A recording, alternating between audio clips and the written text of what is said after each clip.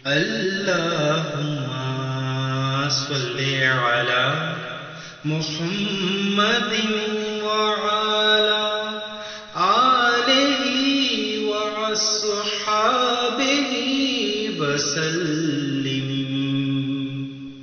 ان کے سامنے اللہ تعالیٰ کی آیتیں پڑھ پڑھ کر سنائیں گے۔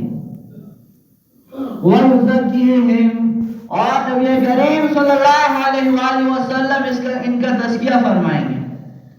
اور وَيُعَلِّمُهُمُ الْكِتَابَ وَالْحِكْمَةَ، اور نبی کریم صلی اللہ علیہ وآلہ وسلم ان کو کتاب اللہ کی تعلیم دیں گے اور حکمت کی، دانائی کی باتوں کی تعلیم دیں گے۔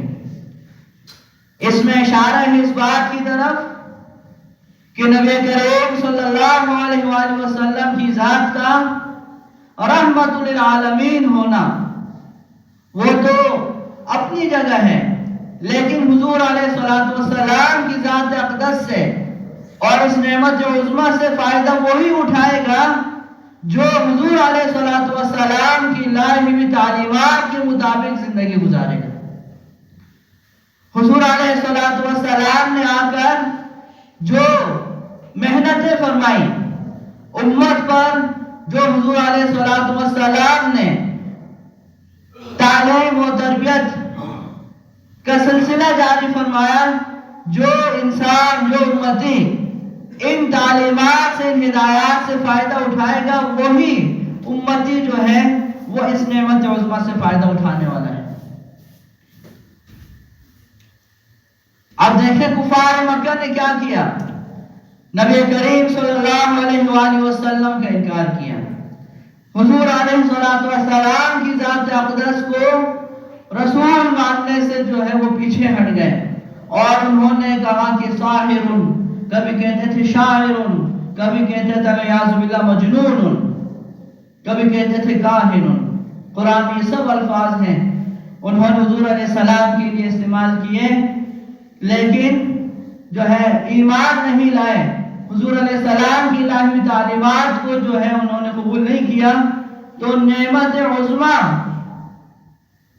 سمجھنے کے بجائے انہوں نے حضور علیہ السلام کی ناشکری کرنی شروع کر دی، ناقدری شروع کر دی۔ تو اللہ نے قرآن کریم میں جو ہے ان کا یہ واقعہ بیان کیا، أَلَمْ تَرَ إِلَى الَّذِينَ بَدَّلُوا نِعْمَةَ اللَّهِ كُفْرًا، اے مخاطب، کیا تو نے ان لوگوں کو دیکھا جنہوں نے اللہ تعالیٰ کی نعمت کا شکر ادا کرنے کی بجائے جو ہے ناشکری کی؟ وَأَحَلُّوا قَوْمَهُمْ دَارَ الْبَوَارِ، اور اپنی قوم کو ہلاکت کے گھر میں اتار دیا۔ وہ دار البوار کیا ہے؟ جہنم، جہنم میں اتارا۔ یصلونہا، اور یہ سارے جہنم میں جائیں گے۔ فبئس القرار، بہت ہی بری رہنے کی جگہ ہے۔ تو نبی کریم صلی اللہ علیہ وآلہ وسلم کی امت میں ہونا یہ اتنی بڑی نعمت ہے، اتنی بڑی نعمت ہے کہ ہم اس کا ساری زندگی شکر ادا نہیں کر سکتے۔ لیکن دوسری طرف یہ حکم ہے کہ ہماری تمام نعمتوں کا تم نے شکر ادا کرنا ہے۔ اب حضور علیہ السلام کی ذات اقدس کا شکر کیا ہے، اس نعمت عظمیٰ کا شکرانہ کیا ہے، قرآن کریم میں جگہ جگہ اس کو بیان کیا، اور خود اس آیت میں جہاں احسان جتلایا، اس میں بھی اشارہ کر دیا کہ حضور علیہ السلام کی نعمت عظمیٰ کا شکر وہی شخص ادا کرے گا جو حضور علیہ السلام کی لائی ہوئی تعلیمات کے مطابق زندگی گزارے گا۔ کیوں؟ اس لیے کہ حضور علیہ السلام نعمت عظمیٰ کیوں ہے؟ یتلو علیہم آیاتی، اس لیے کہ حضور علیہ السلام ان کے سامنے قرآن کی آیتیں پڑھ پڑھ کر سنائیں گے۔ وَيُزَكِّيهِمْ، اور ان کو گناہوں سے پاک و صاف کریں گے۔ وَيُعَلِّمُهُمُ الْكِتَابَ وَالْحِكْمَةَ، اور کتاب اللہ کی اور حکمت کی تعلیم دیں گے۔ حکمت سے مراد ہے یہاں احادیث پاک۔ وَإِنْ كَانُوا مِنْ قَبْلُ لَفِي ضَلَالٍ مُبِينٍ، اگرچہ یہ لوگ حضور علیہ السلام کے دنیا میں تشریف لانے سے پہلے، حضور علیہ السلام کی مبعوث ہونے سے پہلے صریح گمراہی میں تھے۔ تو اب حضور علیہ السلام کی تعلیمات میں دیکھیں سب سے پہلے کتاب اللہ کو بیان کیا، یتلو علیہم آیاتی، حضور علیہ السلام کیوں نعمت عظمیٰ چشمہ ہے اس لیے کہ حضور علیہ السلام ان کے سامنے قرآن کی آیتیں پڑھ پڑھ کے سناتے ہیں۔ قرآن کریم اللہ تعالیٰ کی آخری کتاب، تمام آسمانی کتابوں کا نچوڑ اور سرچشمہ ہدایت، سرخروئی اور کامرانی اور کامیابی کا واحد ذریعہ، جنت میں جانے کا ایک ہی رستہ ہے قرآن کریم۔ تو حضور علیہ السلام کو اللہ تعالیٰ نے یہ کتاب عطا فرمائی ہے۔ اب جو آدمی چاہتا ہے کہ نبی کریم صلی اللہ علیہ وآلہ وسلم کی ذات اقدس سے فائدہ اٹھائے تو سب سے پہلا کام یہ وہ کرے گا کہ قرآن کی تلاوت کرے،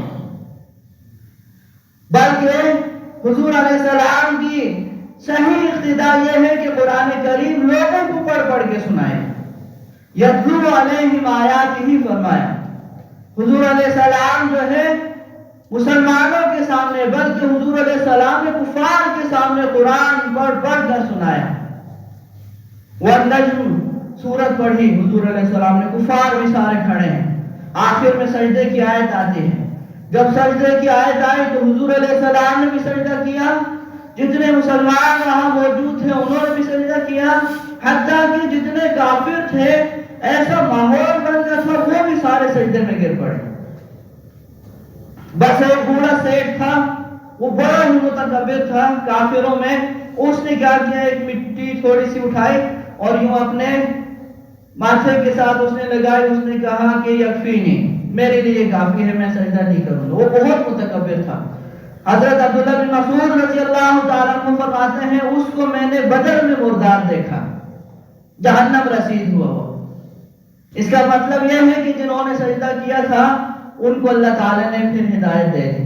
اس ایک بڈھے کے بارے میں فرمایا عبداللہ بن مسعود رضی اللہ عنہ نے کہ اس وقت اس مجمع میں جس بڈھے نے سجدہ نہیں کیا، بعد میں نے اس کو دیکھا وہ جہنم رسید ہوا۔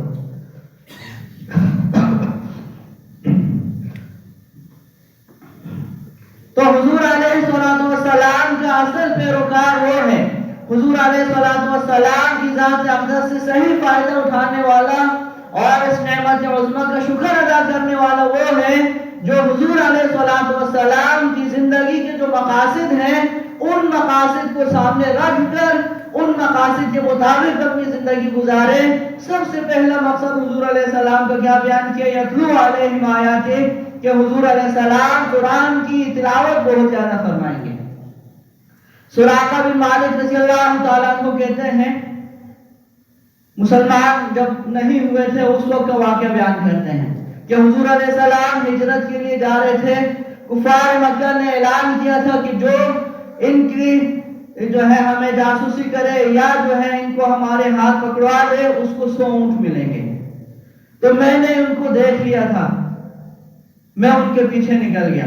3 افراد تھے، حضرت نبی کریم صلی اللہ علیہ وآلہ وسلم، حضرت سیدنا ابو بکر صدیق رضی اللہ تعالیٰ عنہ اور جو رہبر تھے،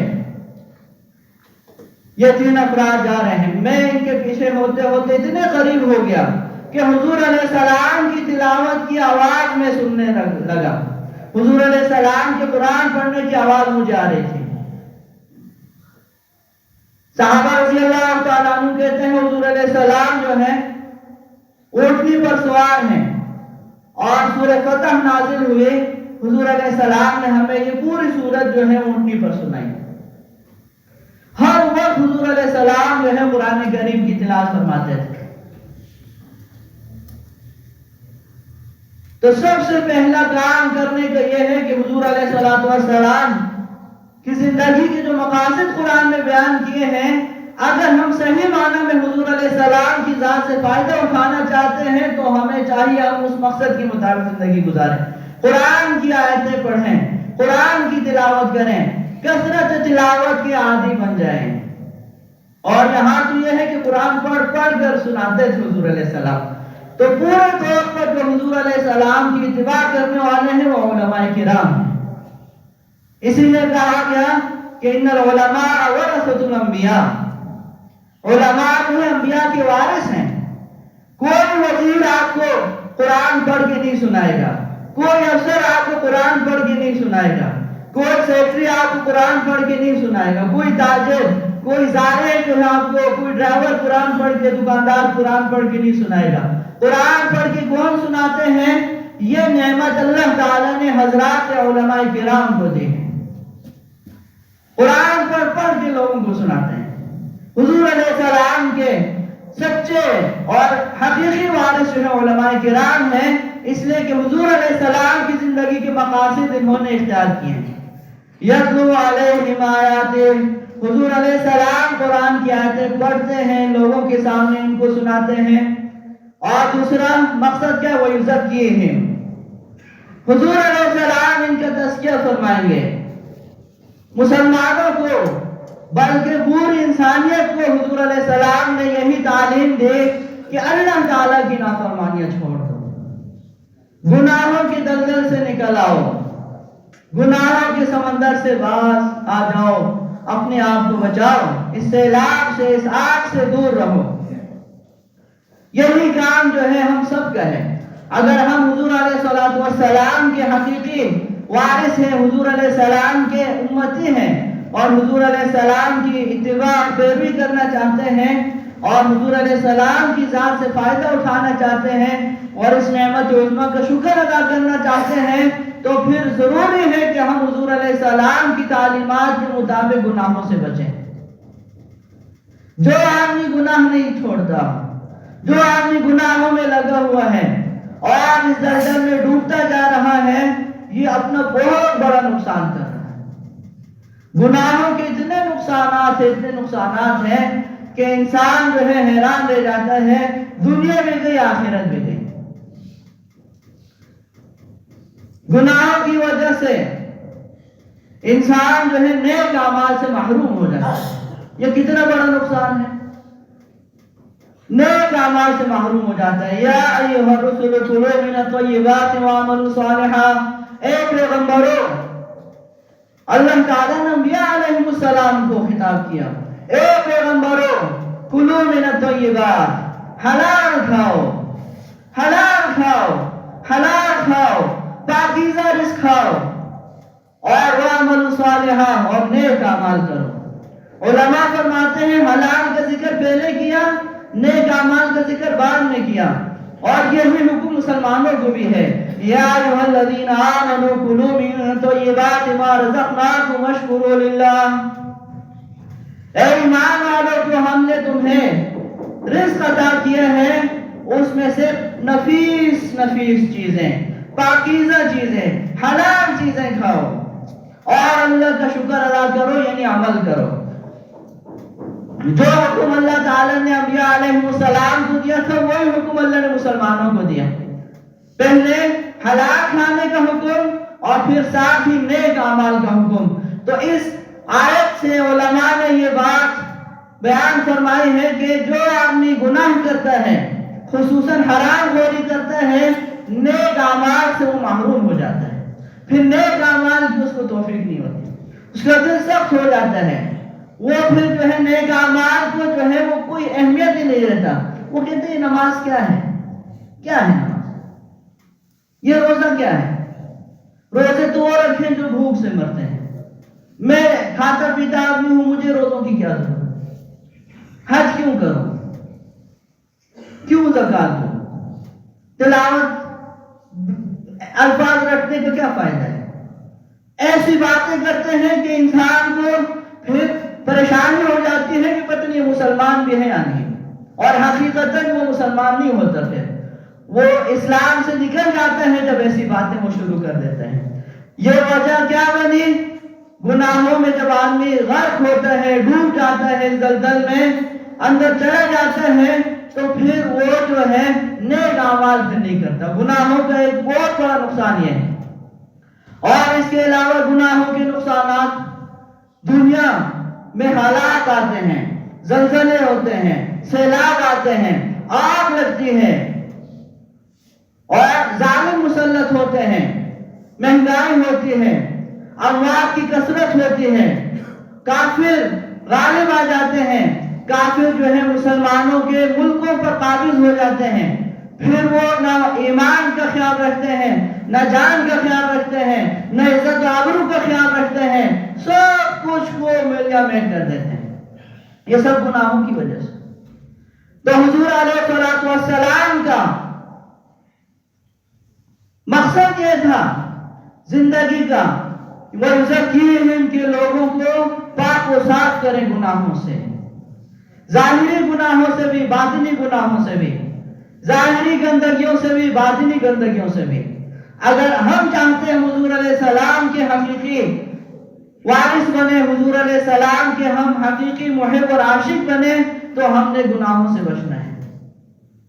جو آدمی گناہوں سے نہیں بچتا نا، وہ حضور علیہ السلام کی ذات سے فائدہ نہیں اٹھانا۔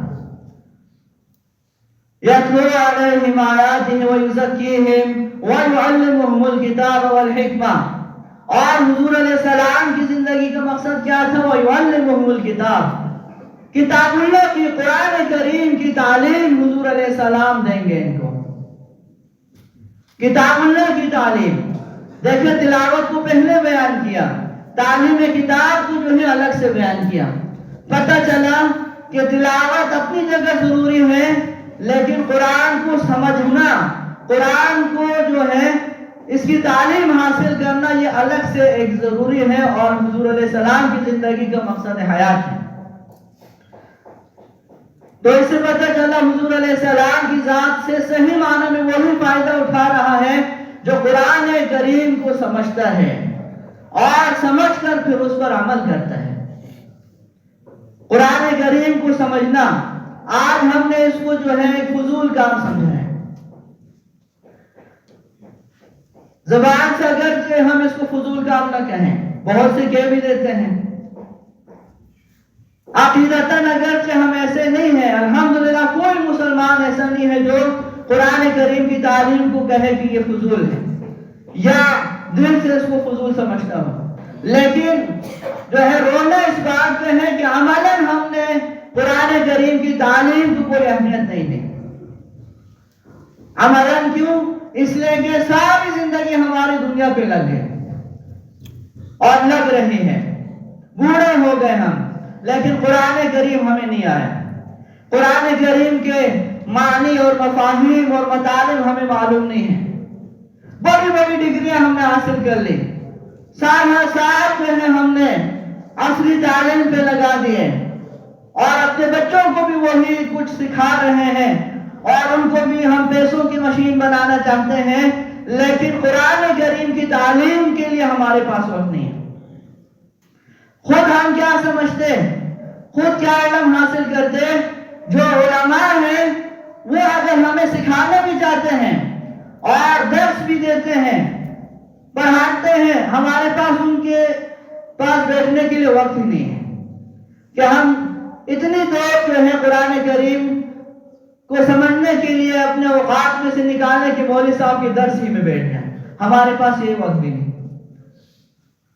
پھر ہم کہتے ہیں کہ ہم حضور علیہ السلام کے عاشق ہیں، ہم حضور علیہ السلام پہ قربان جائیں، ہم حضور علیہ السلام کے محب ہیں، ہم حضور علیہ السلام پہ مرتے ہیں، اور حال یہ ہے کہ حضور علیہ السلام کی زندگی کے جو مقاصد تھے، ان مقاصد پر زندگی گزارنے کے لیے ہم تیار ہی نہیں۔ سب سے پہلا مقصد کیا تھا؟ یتلو علیہم آیاتہ، حضور علیہ السلام قرآن کی آیتیں پڑھ پڑھ کر لوگوں کو سنائیں گے، وَيُزَكِّيهِمْ، حضور علیہ السلام قرآن کے ذریعے، اپنی احادیث کے ذریعے اور اپنی تعلیم و تربیت کے ذریعے لوگوں کو گناہوں سے پاک و صاف کریں گے، وَيُعَلِّمُهُمُ الْكِتَابَ، اور حضور علیہ السلام کتاب اللہ کی تعلیم دیں گے۔ قرآن سمجھنے کے لیے سورہ فاتحہ کا ترجمہ نہیں آتا لوگوں کو، یہ اب ہم جتنے یہاں بیٹھے ہیں نا، میں وثوق سے کہہ رہا ہوں، دلیل کی بنیاد پہ کہتا ہوں، ہم اب ایک دوسرے کا مذاکرہ یہاں ہم شروع کر دیں، 95% مسلمانوں کو سورہ فاتحہ کا ترجمہ نہیں آتا۔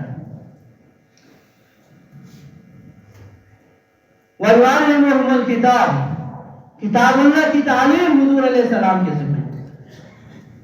آپ دیکھیں علماء کرام، اللہ تعالیٰ نے کتنا بڑا مقام دیا، کتنا بڑا مرتبہ دیا، خود بھی قرآن پہ عمل کر رہے ہیں، صرف عمل نہیں کر رہے، صرف سمجھ نہیں رہے، دوسروں کو بھی سکھاتے ہیں، دوسروں کو بھی سکھاتے ہیں۔ تعلیم کتاب جو ہے صحیح معنی میں آج حضرات علماء کرام کو اللہ تعالیٰ نے یہ منصب عطا فرمایا، قرآن کی تفصیلی باتیں، قرآن کی تفسیرات، تشریحات کسی ادارے میں ایسی نہیں پڑھائی جاتی جیسے مدرسوں میں پڑھائی جاتی۔ اسکولوں میں، کالجوں میں، یونیورسٹیوں میں ہم نے خود پڑھا دیکھا، برائے نام دینیات ہیں۔ جو فاضل ہوتے ہیں نا، جامع یونیورسٹی کے بلوچستان کی جو فاضلین ہیں، دوست ہیں ہمارے، کچھ بھی ان کو نہیں آتا، مسائل پہ کوئی عبور نہیں ہے، قرآن کریم کی صحیح تفسیر ان کو نہیں آتی، قرآن کریم پڑھ نہیں سکتے وہ، قرآن جیسا پڑھنا چاہیے ایسا قرآن میں پڑھ بھی نہیں سکتے، قرآن کریم کی صحیح تشریح ان کو نہیں آتی، احاطہ نہیں ہے، رسوخ نہیں ہے علم میں۔ اور اللہ تعالیٰ نے یہ سعادت جو ہے مدارس والوں کو دی ہے، علماء کو اللہ تعالیٰ نے یہ سعادت دی ہے، انہوں نے اپنی زندگیاں وقف کی ہیں اس کام کے لیے۔ 5,000 تنخواہ، 10,000 روپے تنخواہ، ہمارے مدرسے میں 4,000 روپے بھی تنخواہ اساتذہ کی، لیکن اپنے آپ کو جو ہے انہوں نے اس کام کے لیے وقف کیا ہوا ہے۔ وَيُعَلِّمُهُمُ الْكِتَابَ وَالْحِكْمَةَ، اور حضور علیہ السلام کے مقاصد نبوت میں سے ایک مقصد کیا ہے کہ حضور علیہ السلام دانائی کی باتیں سکھائیں گے۔ اس سے ایک بات تو یہ معلوم ہوئی کہ قرآن کریم کے علاوہ بھی کچھ ہے جس کی تعلیم کے لیے نبی کریم صلی اللہ علیہ وآلہ وسلم کو دنیا میں بھیجا گیا، اور وہ کیا ہے؟ حضرات علماء کرام فرماتے ہیں کہ حکمت سے مراد جو ہے حضور علیہ السلام کی احادیث ہیں۔ تو پتہ چلا جو لوگ یہ کہتے ہیں کہ حسبنا کتاب اللہ، اللہ کی کتاب ہمارے لیے کافی ہے، بس احادیث جو ہیں یہ ہمارے لیے حجت نہیں ہے، حدیث کوئی قابل استدلال نہیں ہے، حدیث کوئی ضروری نہیں ہے، بلکہ قرآن ہمارے لیے کافی ہے، تو یہ لوگ جو ہے قرآن کی روح سے گمراہ ہیں، اور قرآن کی روح سے یہ لوگ جو ہے کافر ہیں، منکرین حدیث، اور امت نے بالاجماع جو ہے ان کو کافر قرار دیا، اس لیے کہ قرآن خود یہ کہتے ہیں یتلو علیہم آیاتہ ویزکیہم ویعلمہم الکتاب والحکمہ۔ ایک تو تلاوت ہے، ایک تزکیہ ہے، ایک تعلیم کتاب ہے، ان تین باتوں کے علاوہ حضور علیہ السلام کی زندگی کا ایک اور مقصد بھی ہے، تعلیم حدیث۔ تو حدیثیں خود قرآن سے ثابت ہیں، ما آتاکم الرسول فخذوہ وما نہاکم عنہ فانتہوا، حضور علیہ السلام جو کچھ دیں وہ لے لو، اور جس سے حضور علیہ السلام روک دیں اس سے رک جاؤ۔ ایک عورت آئی حضرت عبداللہ بن مسعود رضی اللہ تعالیٰ عنہ کی خدمت میں، اور آگے اس نے کہا کہ میں نے سنا ہے کہ آپ یہ فرماتے ہیں کہ اللہ تعالیٰ نے لعنت کی ہے اس عورت پر جو اپنا جسم جو ہے گدواتی ہے، اور جسم گودنے والی عورت پر اللہ نے لعنت کی ہے، اور جو اپنی بھویں بناتی ہے، بال نوچتی ہے، اس پر اور جو یہ کام کرتی ہے، ان دونوں پر اللہ تعالیٰ نے لعنت کی ہے۔ اللہ کی لعنت کا مطلب یہ ہے کہ قرآن میں یہ ہے، حالانکہ قرآن میں تو یہ آیت کہیں نہیں ہے۔ تو عبداللہ بن مسعود رضی اللہ تعالیٰ عنہ نے فرمایا کہ تو نے قرآن اگر صحیح پڑھا ہوتا، لو قرأتیہ لوجدتیہ، اگر تو نے قرآن صحیح پڑھا ہوتا، تدبر کیا ہوتا، غور کیا ہوتا، تو یہ آیت تمہیں مل جاتی قرآن میں، یہ لعنت اللہ کی تمہیں مل جاتی۔ آج کل بھی عورتیں بناتی ہیں نا یہ تیر کی طرح جو ہے یہ اپنی بھویں بناتی ہیں، اس کو کیا بولتے ہیں؟ بھویں بولتے ہیں نا۔ تو اس عورت نے کہا میں نے تو ان دو گتوں کے درمیان جو قرآن ہے یہ پورا پڑھا ہے، اس میں تو مجھے یہ لعنت کہیں نہیں ملی۔ فرمایا کیا تو نے قرآن میں نہیں پڑھا؟ ما آتاکم الرسول فخذوہ وما نہاکم عنہ فانتہوا، سورہ حشر میں ہے۔ اللہ تعالیٰ کے حبیب صلی اللہ علیہ وآلہ وسلم جو کچھ تمہیں دے دیں وہ اللہ تعالیٰ کی طرف سے ہے، اس کو لے لو، اور جس چیز سے حضور علیہ السلام روک دیں، منع فرما دیں، اس سے رک جاؤ۔ واتقوا اللہ، دیکھو اللہ سے ڈرو اس معاملے میں، ان اللہ شدید العقاب، اللہ تعالیٰ سخت سزا دینے والے ہیں اگر کوئی حضور علیہ السلام کے خلاف کرے گا۔ فرمایا آیت ہے یا نہیں ہے؟ کہا یہ تو قرآن کی آیت ہے. کہا اب سنو, حدیث پاک میں آتا ہے حضور علیہ السلام نے ایسی عورتوں پہ لعنت فرمائی ہے. ما ينطق عن الهوى ان هو الا وحی یوحی. حضور علیہ السلام اپنی طرف سے کچھ بھی نہیں فرماتے. حضور علیہ السلام کی ہر بات جو ہے وحی الہی ہوتی ہے. گفت اللہ بود گرچہ از حلقوم عبداللہ بود. اللہ تعالیٰ کی بات ہے, جو کچھ بھی حضور علیہ السلام فرماتے ہیں اگرچہ وہ زبان ہے رسول سے ہے لیکن وہ اصل میں اللہ تعالیٰ کا حکم ہوتا ہے. تو حضور علیہ السلام کی امت میں ہونا یہ کتنا بڑا اعزاز ہے, کتنا بڑا اکرام ہے جو اللہ تعالیٰ نے ہمارا کیا ہے, کتنی بڑی نعمت ہے جو اللہ نے ہمیں دی ہے, کتنا بڑا احسان ہے جو اللہ تعالیٰ نے فرمایا ہے. اللہ نے تمام احسانات کو ایک آیت میں بیان کیا, وَإِن تَعُدُّوا نِعْمَتَ اللَّهِ لَا تُحْصُوهَا. لیکن حضور علیہ السلام کی ذات اقدس کے ذریعے جو احسان فرمایا اس کو الگ آیت میں فرمایا, لَقَدْ مَنَّ اللَّهُ عَلَى الْمُؤْمِنِينَ إِذْ بَعَثَ فِيهِمْ رَسُولًا مِّنْ أَنفُسِهِمْ يَتْلُو عَلَيْهِمْ آيَاتِهِ وَيُزَكِّيهِمْ وَيُعَلِّمُهُمُ الْكِتَابَ وَالْحِكْمَةَ. اور حضور علیہ السلام کی ذات اقدس سے فائدہ وہی اٹھائے گا جو حضور علیہ السلام کی لائی ہوئی تعلیمات کے مطابق زندگی گزارے گا, حضور علیہ السلام کی سنتوں کے مطابق زندگی گزارے گا, حضور علیہ السلام کے مقصد حیات کو سامنے رکھ کر زندگی گزارے گا. اور جو آدمی صرف نام تو لیتا ہے کہ میں حضور علیہ السلام کا عاشق ہوں, میں حضور علیہ السلام کو محب ہوں, لیکن نہ اس کی زندگی میں نماز ہے, نہ اس کی زندگی میں عبادات ہیں, نہ اس کی معاشرت میں ہے حضور علیہ السلام کی معاشرت سے میل کھاتی ہے, نہ اس کے معاملات حضور علیہ السلام کے حکم کے مطابق ہیں, نہ اس کے عقائد صحیح ہیں, نہ اس کے اخلاق و عادات حضور علیہ السلام کے مطابق ہیں, اور نہ اس کی شکل و شباہت حضور علیہ السلام کے مطابق ہے. یہ کہاں سے کہتا ہے کہ میں حضور علیہ السلام کا محب ہوں اور عاشق ہوں؟ کل امتی معافا الا المجاہرین. ساری امت معاف ہوگی سوائے ان لوگوں کے جو کھلا گناہ کرتے ہیں, اور کھلا گناہوں میں, بڑے بڑے گناہوں میں ایک گناہ کیا ہے؟ داڑھی منڈانا ہے. ہم سمجھتے ہی نہیں اس کو. حضور علیہ السلام نے بخاری شریف میں فرمایا, حضرت عبداللہ بن عمر رضی اللہ عنہما فرماتے ہیں وَغْفِرُ اللُّحَا وَأَعْفُ الشَّوَارِبَ. داڑیاں بڑھاؤ اور مونچھیں کٹاؤ, داڑیاں بڑھاؤ اور مونچھیں کٹاؤ, داڑیاں بڑھاؤ اور مونچھیں کٹاؤ. کیوں؟ میرے رب نے مجھے یہ حکم دیا ہے کہ داڑھی بڑھاؤ مونچھیں کٹاؤ. ہمارے حاجی صاحبان جب آتے ہیں ماشاءاللہ بڑی داڑھی ہوتی ہے ان کی, اور تھوڑے عرصے کے بعد دیکھو داڑھی پھر چھوٹی ہو گئی, پتہ نہیں ان کی داڑھی کو کیڑا لگ گیا ہوا ہے, کیا مسئلہ ہے. یہ ایسا گناہ ہے جس کو ہم نے گناہ کی فہرست سے نکال دیا. یہ بیان میں اس لیے نہیں کر رہا ہوں کسی کی توہین تذلیل مقصود ہے, یہ تو ہمارے نئے جوان ہیں ان کے لیے بیان نہیں ہے. یہ سمجھ رہے ابو داڑھی کٹاتے ہیں بس کوئی مسئلہ نہیں ہے, دادا داڑھی کٹاتے ہیں کوئی مسئلہ نہیں ہے. یہ ان جوانوں کے لیے میرا بیان ہے جن کی ابھی داڑیاں آئیں گے, وہ ہمیں دیکھ کر سمجھ رہے ہیں کہ بس اسی طرح مسلمان ہوتے ہیں. ان جوانوں سے میں مخاطب ہوں.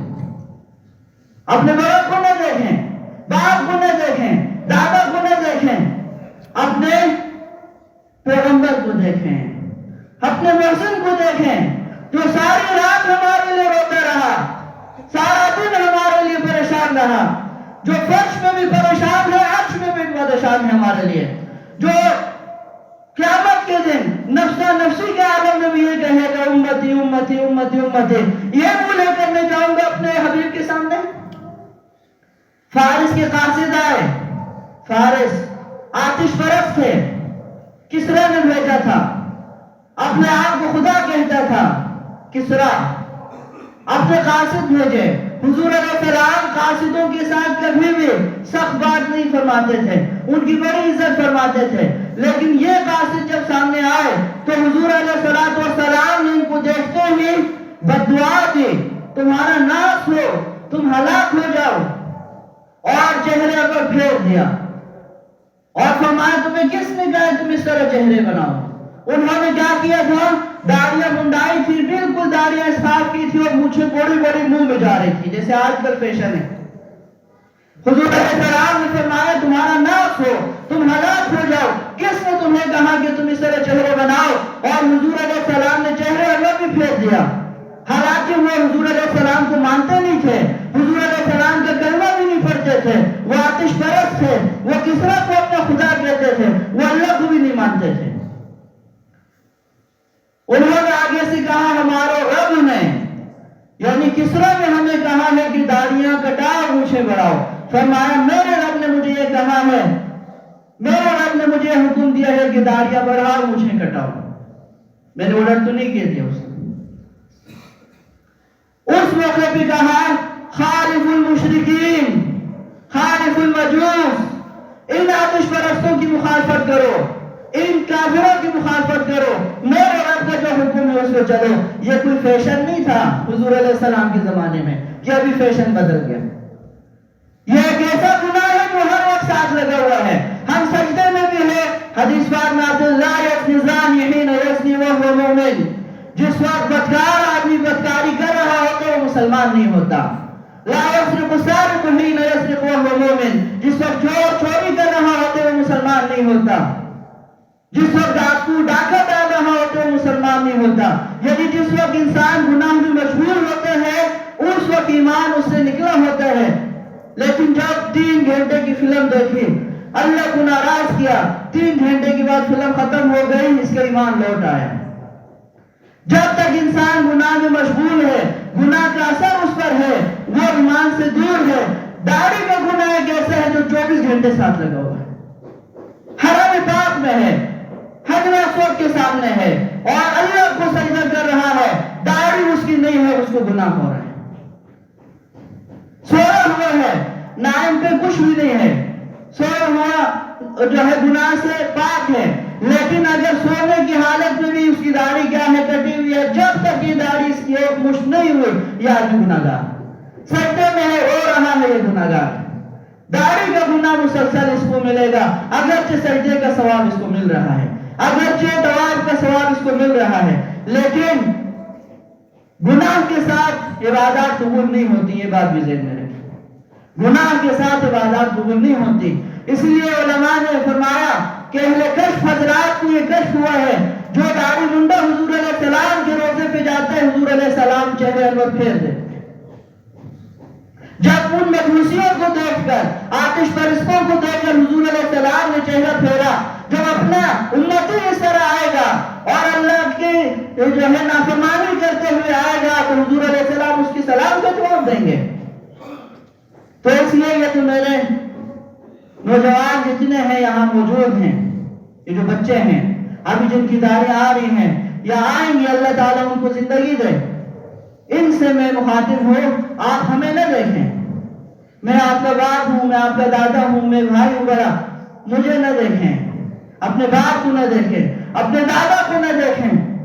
ہم سارے حضور علیہ السلام کے نافرمان ہیں، ہم نے حضور علیہ السلام کو ناراض کیا ہوا ہے، اس لیے ماں نہ کر دے شما حضر بکنے، ہم نے نہیں کیا لیکن تم احتیاط کرنا، یہ گناہ نہیں کرنا، داڑھی نہیں منڈانا، داڑھی نہیں منڈانا، دور سے نظر آئے کہ یہ حضور علیہ السلام کی امتی ہے، چال سے، ڈھال سے، کردار سے، رفتار سے، آواز سے پتہ چلے، لباس سے پتہ چلے، چہرے سے پتہ چلے کہ یہ حضور علیہ السلام کی امتی ہے، یہ محمدی ہے، یہ محمدی ہے۔ آکسفورڈ یونیورسٹی میں ایک لڑکا تھا، فیصل اس کا نام تھا، جماعت والے اس کو ڈھونڈ رہے ہیں کہ یہاں کوئی فیصلہ آباد کا لڑکا ہے، نام سے کوئی اس کو نہیں جانتا تھا۔ دوسرے دن ملا، اس نے کہا یہاں سارے لوگ مجھے محمد کہتے ہیں، محمد کہتے ہیں، کیوں؟ اس لیے کہ وہ حضور علیہ السلام کی طرح تھا۔ یا عرب تیرے محبوب کی شباہت لے کے آیا ہوں، حقیقت اس کو تو کر دے میں صورت لے کے آیا ہوں، ہم اور کچھ نہیں، حضور علیہ السلام کی صورت تو ساتھ لے کے جائیں۔ یہ جو زمین ہے نا، یہ داڑھی والی زمین، یہ چہرہ، یہ بھی ہمارے پاس ہے، اس میں ہم یہ کھیت اگا سکتے ہیں، اس میں یہ فصل ہم تیار کر سکتے ہیں۔ ابھی اگر موت آئے یہ زمین گئی مجھ سے باز، پھر اس میں نہ ہم پلاٹ بنا سکتے ہیں، نہ اس میں ہم کوئی جو ہے عمارت کھڑی کر سکتے ہیں، نہ فصل تیار کر سکتے ہیں۔ اسی لیے اپنی جانوں پہ ہم رحم کھائیں، رحم کھائیں اپنی جانوں پر، حضور علیہ السلام کی مخالفت سے بچیں۔ یہ ایک ایسا گناہ ہے جس کو ہم نے گناہ کی فہرست سے نکال دیا ہے۔ تمام زندگی حضور علیہ السلام کی سنت کے مطابق گزارنی ضروری ہے۔ بہت سی سنتیں ایسی ہیں جن کا عمل کرنا بہت آسان ہے۔ بیت الخلاء تو ہر آدمی جاتا ہے نا، دنیا میں کوئی ایسا انسان نہیں ہے جو اس چیز سے پاک ہو۔ بیت الخلاء میں جاتے ہوئے الٹا پاؤں بایاں پاؤں اندر رکھنا ہے، یہ سنت ہے، اور نکلتے وقت سیدھا پاؤں۔ مسجد میں جب آتے ہیں دایاں پاؤں سیدھا پاؤں اندر رکھیں، نکلتے وقت بایاں پاؤں رکھیں۔ جوتا پہنتے وقت سیدھا پاؤں پہلے جوتے میں رکھیں، سیدھا پاؤں اندر کریں، پھر الٹا پاؤں۔ کھانا ہے سب نے بسم اللہ پڑھنا ہے، سیدھے ہاتھ سے کھائیں۔ اب الٹے ہاتھ سے کھانا پینا فیشن بن گیا، الٹے ہاتھ سے جو ہے بوتل پی رہی، کیوں وقفوں میں دیکھا وہ اپنے جو ہے ان کیا کہتے ہیں روشن خیال اور ترقی پسند لوگوں کو ہم نے دیکھا وہ الٹے ہاتھ سے کھاتے پیتے ہیں۔ ہمارا جوان بھی الٹے ہاتھ سے کھا پی رہا ہے۔ حدیث پاک میں آتے ہیں کہ الٹے ہاتھ سے شیطان کھاتا پیتا ہے۔ تو سنتوں کے مطابق زندگی گزارنی ضروری ہے۔ خلاف پیغمبر کے راہ گزر کہ ہرگز بمنزل نہ خواہد رسید۔ حضور علیہ السلام کے علاوہ کوئی بھی رستہ جنت تک نہیں جاتا، ایک ہی رستہ ہے جنت جانے کا، ایک ہی رستہ ہے۔ وَأَنَّ هَذَا صِرَاطِي مُسْتَقِيمًا فَاتَّبِعُوهُ، یہی میرا رستہ ہے، اس پر چلو۔ وَلَا تَتَّبِعُوا السُّبُلَ، اور رستوں پہ نہ چلنا، فیشن کو نہ دیکھو، ماحول کو نہ دیکھو، سوسائٹی کو نہ دیکھو، معاشرے کو نہ دیکھو، دوستوں یاروں کو نہ دیکھو۔ لَقَدْ كَانَ لَكُمْ فِي رَسُولِ اللَّهِ أُسْوَةٌ حَسَنَةٌ، اللہ کے رسول کو اپنے لیے اسوہ حسنہ بناؤ، نمونہ بناؤ۔ اللہ پاک ان باتوں پہ عمل کی توفیق عطا فرمائے۔